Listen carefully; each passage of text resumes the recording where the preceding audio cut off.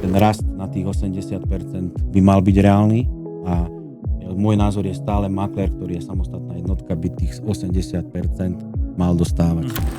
Čo by si možno ty povedal alebo odkázal, že sme ľuďom, ktorí premýšľajú o tom, či vstúpiť do realitného trhu z pohľadu teda ako pracovného, alebo teda skúseným nejakým realitným maklérom. Čo by si možno ty odkázal a dal taký akože tú message pre nich? Dobre si povedal. Sú dve kategórie. Jedna je nováčik, jeden je skúsený. Keď mám niekde vstúpiť, v prvom rade si musím vyhodnotiť, aké má tá kancelária referencie, to znamená zdokumentovať, spraviť si nejaký prehľad trhu. Určite by som si popozeral stránky, kde sa píšu časté referencie na tú konkrétnu kanceláriu.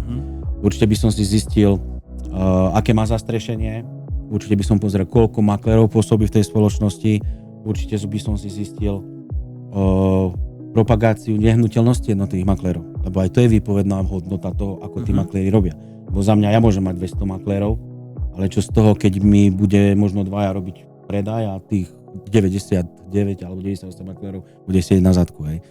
Čiže určite si spraviť prieskum a samozrejme vypýtať si od nich potom aj nejaký výstup, že nejaký kariérny rast, že kde sa viem dostať. Hej.